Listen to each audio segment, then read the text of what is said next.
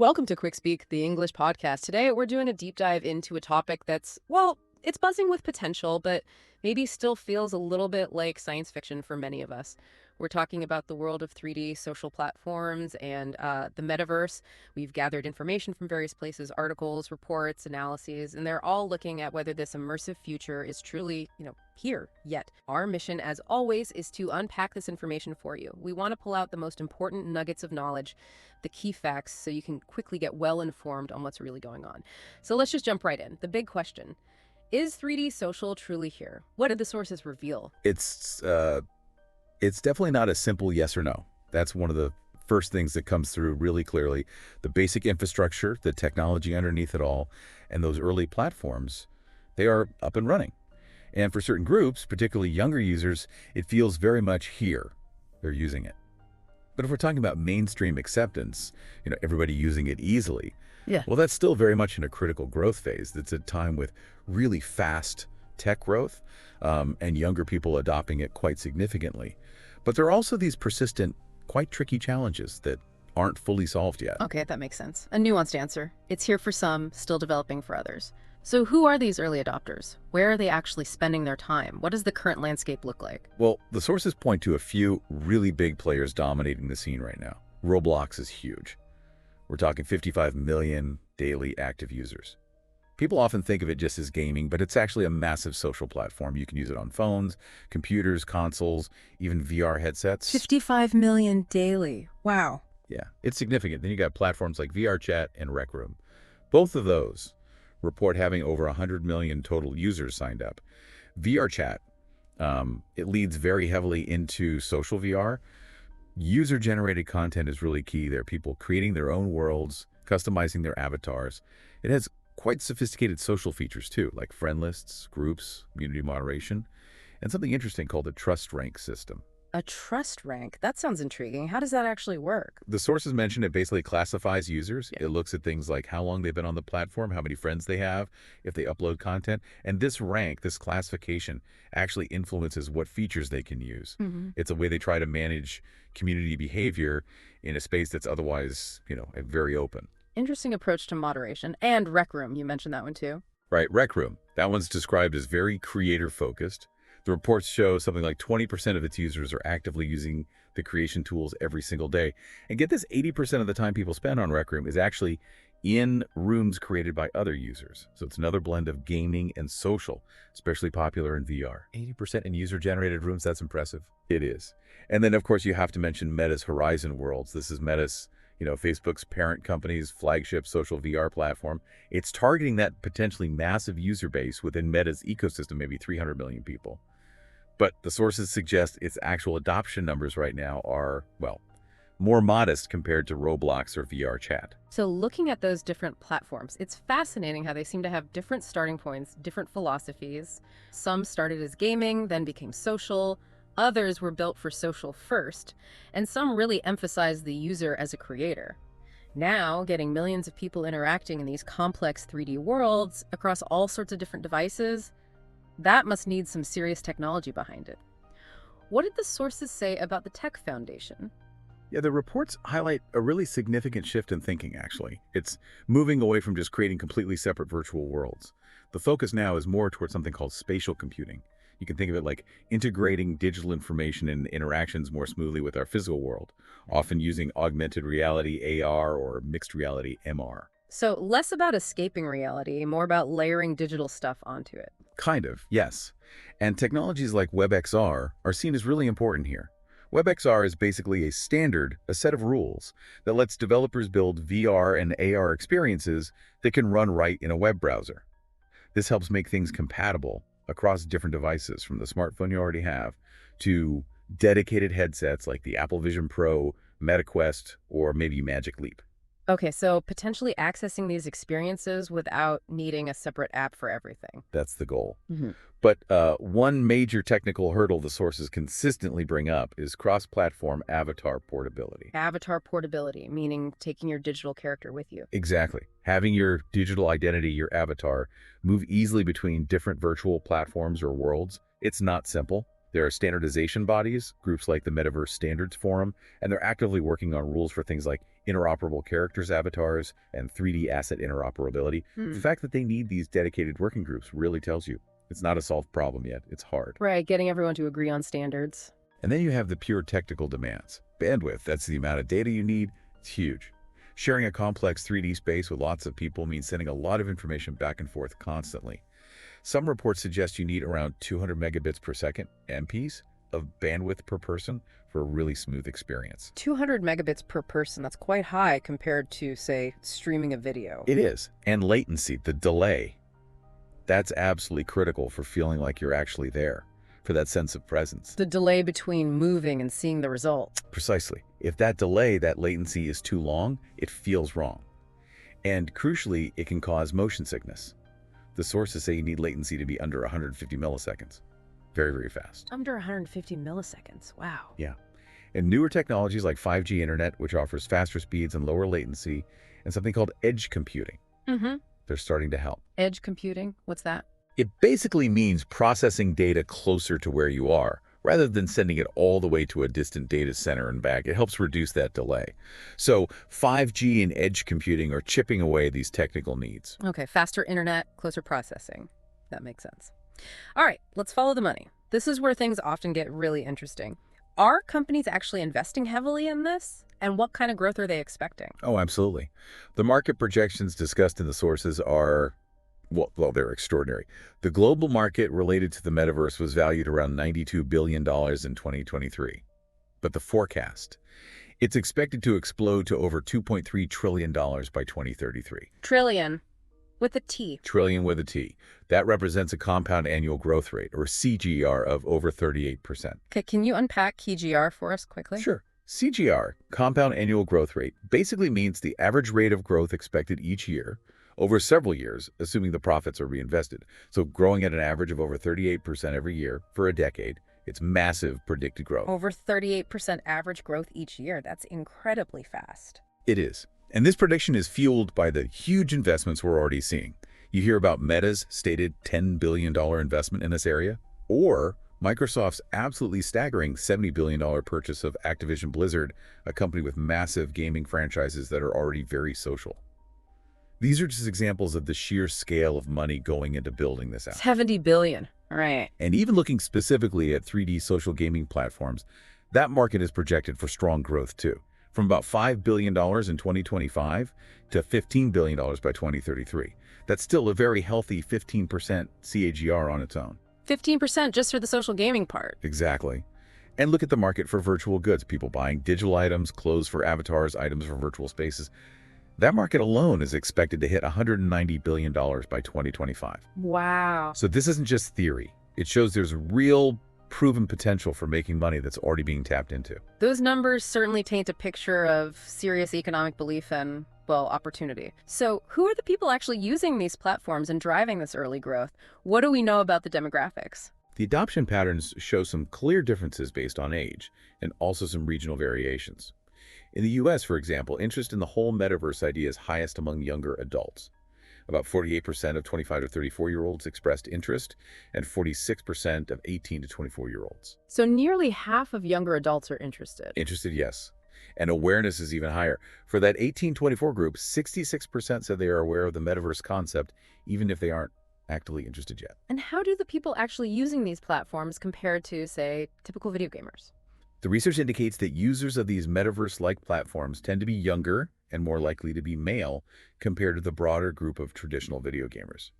The average age for someone regularly engaging in these spaces is apparently around 27. That compares to an average age of about 38 for non-metaverse gamers. Younger and more male, okay. But here's a really significant point from the sources, particularly looking at Roblox again.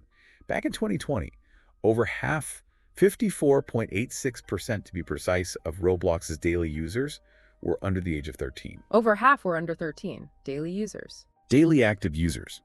That strongly suggests that Generation Z, and especially Generation Alpha coming after them, are literally growing up using these persistent 3D worlds as kind of their native environment for socializing and playing. This existing user base is absolutely critical for thinking about future adoption trends. It might just be normal for them. That Roblox statistic is really quite telling, isn't it? It suggests a whole generation is becoming fluent in this way of interacting almost automatically. Okay, let's shift focus a bit to the human experience side. How do people actually experience these worlds, particularly through their digital selves, their avatars, and that feeling of actually being there with others? Yeah, the avatar technology is absolutely crucial. There have been huge advances in making avatars look more realistic and also allowing for really deep customization. That's vital for people to express their identity in these digital spaces. Making your avatar look like you, or how you want to be seen. Exactly. However, the sources also discuss this persistent challenge called the uncanny valley. Ah, yes, the uncanny valley. That creepy feeling. That's the one. It's that eerie, uncomfortable feeling you get when something looks almost human, but not quite right. With realistic avatars, it can happen if certain details don't quite match up. Like maybe the 3D model itself, the mesh is very detailed, but the textures, the skin look low quality.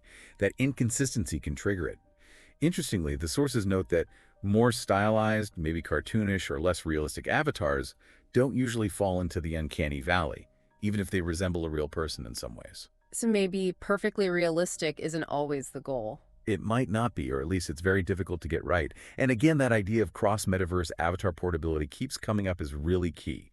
It's seen as essential for users to maintain a consistent digital identity across different experiences. And of course, it opens up huge new opportunities for creators and brands to sell avatar items, clothes, accessories that could theoretically be used anywhere. A consistent digital you everywhere. Yeah. Okay, and what about the feeling of social connection? How important is feeling truly present with other people in these virtual spaces? The sources highlight this concept of social presence as absolutely fundamental. It's that psychological feeling, that gut feeling of being truly present with other people in that virtual environment. It's what makes these platforms feel different from just playing a game by yourself. What helps create that feeling? Well, several things contribute. The overall immersive quality of the environment plays a big part, the specific context which you're actually doing together. And even individual psychological traits can influence how present someone feels. Technology like haptic feedback things that give you a sense of touch, like vibrations in a controller, or even more advanced force feedback, is shown to significantly enhance emotional responses. For instance, one study combined VR visuals with physical torque feedback and found it made people feel measurably more nervous in a simulated situation. Feeling is believing, perhaps. So adding touch makes the emotion stronger. It seems so. And the report suggests that using spatial audio sound that seems to come from specific directions around you, combined with realistic avatar movement that tracks your actual body movements, and engaging in shared activities together, these things can create levels of social support and connection that people report feel remarkably similar to interactions in real life. Feeling real connection, that's powerful. It is, but it also raises a really important question that the sources grapple with. If these platforms can mimic positive social connections so well, what happens when problematic use arises? Could the immersive nature actually amplify or intensify the negative things we sometimes see with traditional social media? Could issues like harassment, bullying, or social isolation feel even worse, even more impactful in such an immersive setting? That's a critical point to consider. The potential downsides could be magnified too. Okay, so given all this complexity, the tech needs, the social dynamics, the potential issues, what are the biggest things still holding back really widespread adoption for everyone? What did the sources identify as the main roadblocks? Despite all the progress, several major barriers definitely remain. On the technical side, motion sickness is still a really big one for many people. Users report experiencing discomfort, things like eye strain, sometimes nausea, or just feeling disoriented after using VR for a while. Right. What specifically causes that motion sickness in VR or 3D environments? The sources point to a few common culprits. Low frame rates, meaning the picture doesn't update smoothly or quickly enough. Input lag, that delay between when you move your head or hand and when the view updates. And also something called vergence accommodation conflict. It's a bit technical, but basically in the real world, when you look at something, your eyes naturally adjust focus and point inward together in a linked way. In many current VR displays, how the image is presented forces your eyes to do these two things, focus and point slightly differently than they would naturally. This mismatch can confuse your brain and lead to discomfort or nausea. Okay, so it's how the eyes work with the display. That's a big part of it for some people. And then technical cross-platform interoperability, getting different platforms and worlds to work together seamlessly, is still a major challenge, despite those standardization efforts we talked about. It's just hard to get everything compatible. Still working on that common language between platforms. Exactly. Then you have significant social and cultural barriers. Digital accessibility is a key concern. These 3D environments are heavily visual. Hmm. That can potentially exclude people with visual impairments. So there's a big push to develop alternatives, things like using tactile feedback, touch, better spatial audio cues, or maybe text-based interfaces to make these spaces more inclusive. Making sure everyone can participate. Yes. And the learning curve is also real.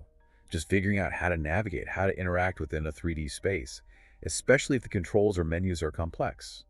It'd be quite steep for people who aren't already familiar with gaming or these kinds of Yeah, it's technologies. not always intuitive. Not always. And finally, online safety and moderation.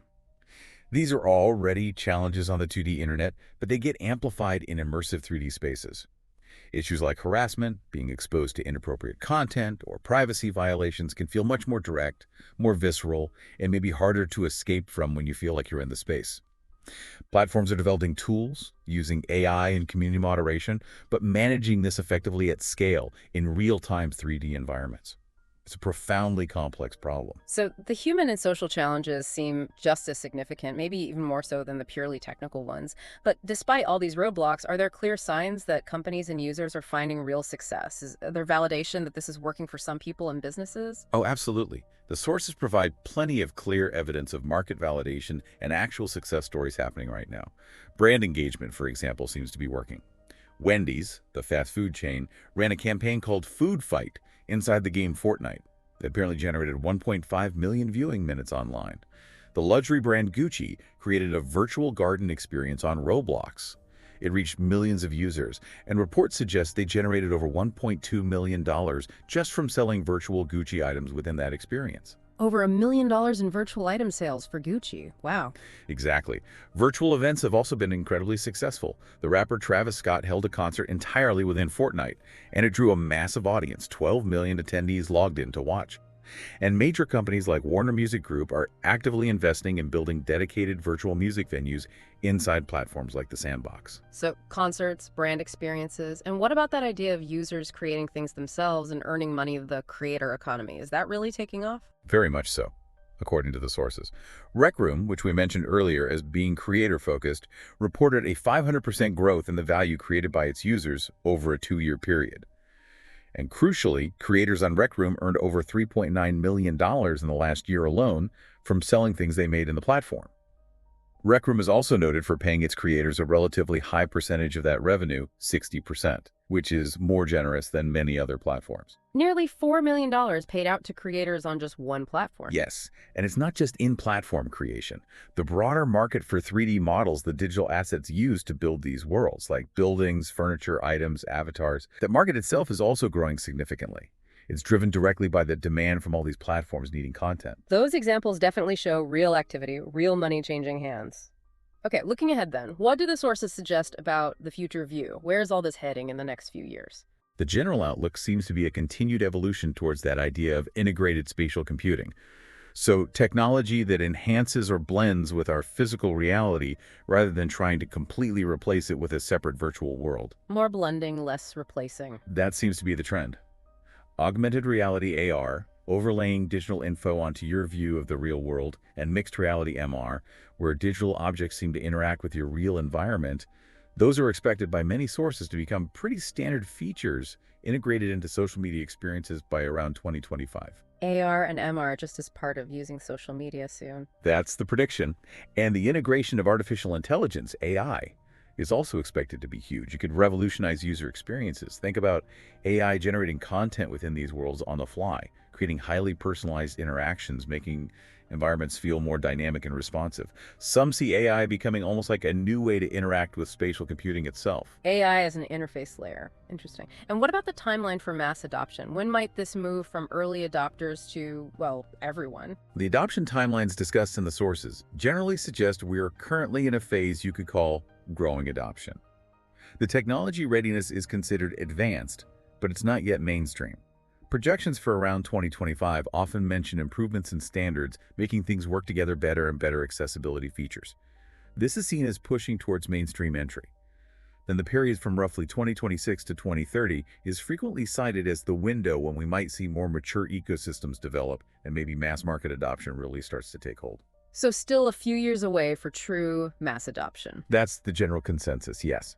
Now, it's worth noting that expert predictions do vary quite a bit. About two-thirds, maybe 68%, see significant growth happening within the next 5 years, and just over half, 54%, think fully operational, widely adopted metaverse experiences are possible sometime by 2040. But, and this is important, roughly half of the experts surveyed in some reports remain quite skeptical.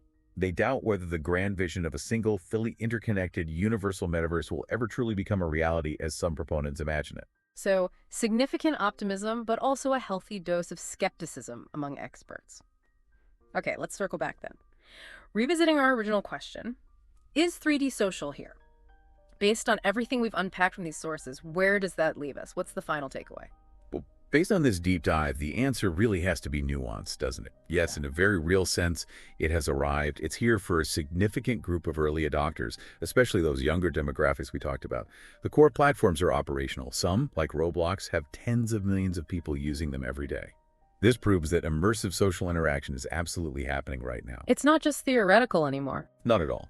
Platforms like VRChat, Rec Room, and the sheer scale of Roblox, they clearly demonstrate that people are finding real community, entertainment, and even, as we saw, economic opportunities in these 3D spaces. However, widespread mainstream adoption, having it be as common as, say, using current social media, that is clearly still held back by some significant barriers. The cost of the best hardware, those demanding technical requirements like high bandwidth and low latency, avoiding motion sickness, usability challenges for newcomers, and those really critical social issues around safety, moderation, and accessibility. These are all real hurdles still being worked on. The barriers are definitely still there. They are.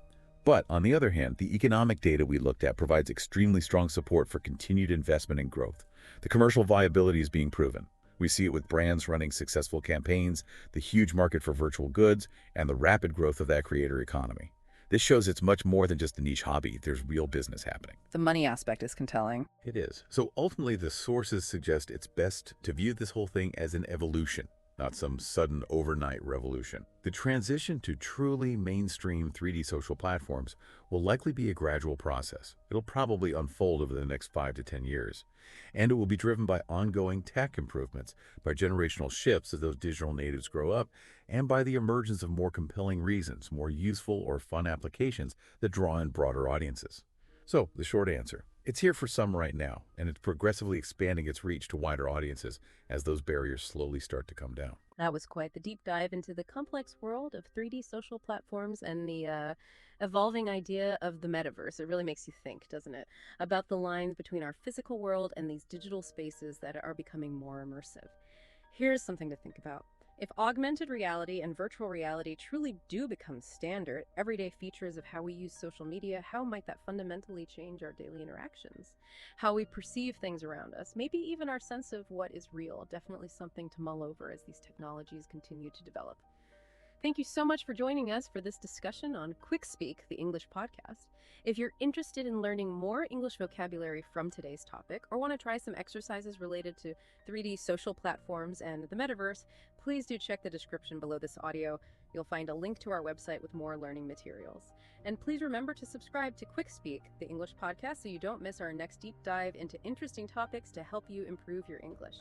Thanks for listening.